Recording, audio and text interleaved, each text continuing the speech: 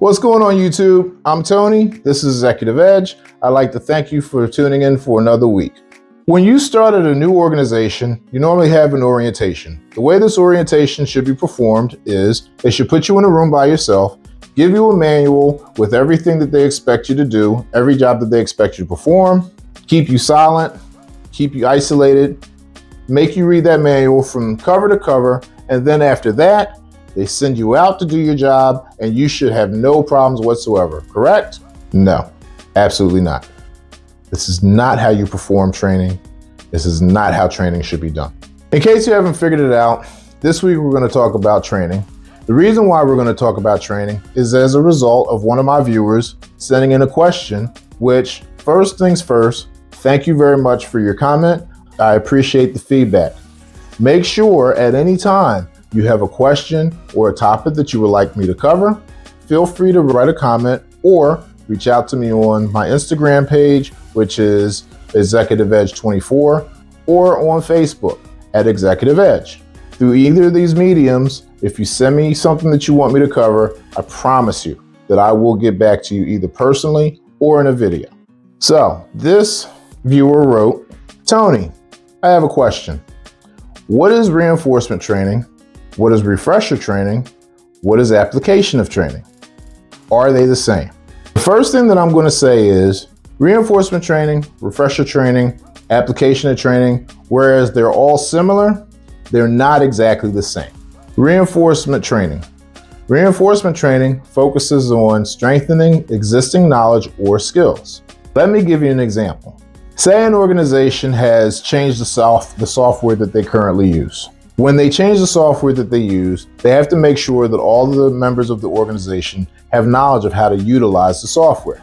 During this period, members are brought in, they're shown how to use the software, they're shown how the software relates to their job, and they're trained on how to utilize the software properly. For a period after this, these employees will go out and utilize the software, and they'll be monitored to see if they're getting everything out of the software that the software can bring them. Once they observe how things are working, they'll be able to notice if the employees are getting the most out of what they should be doing. And at this point, if they're not getting the most out of it or showing some sort of difficulties or not understanding, then they're brought in and they go over the deficiencies that they might have had and how to make sure that those deficiencies are brought up to the standard of being able to utilize the software on a daily basis.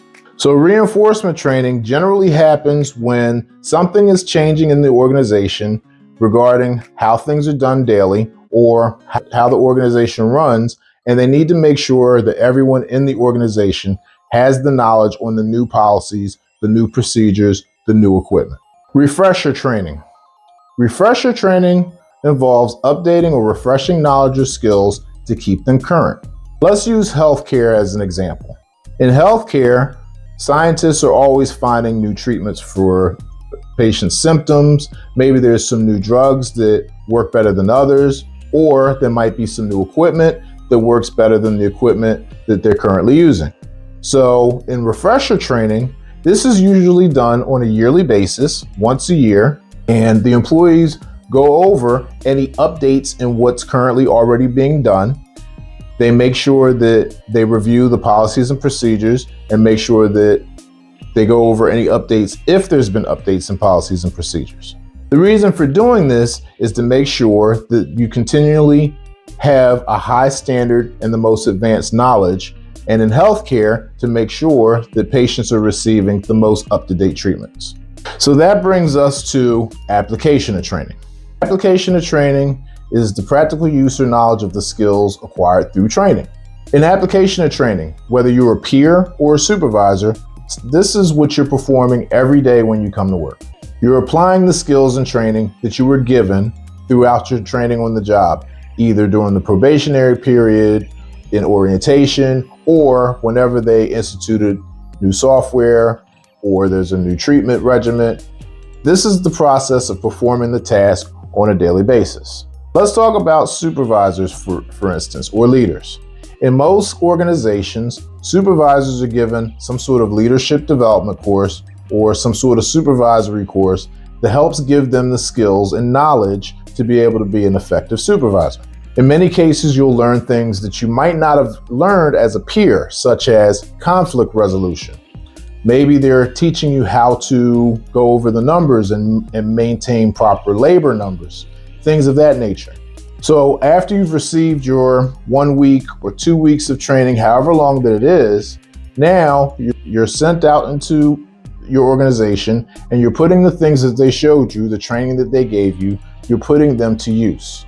Now you have the knowledge of how to properly resolve that conflict. You have the knowledge of how to get the most out of your employees.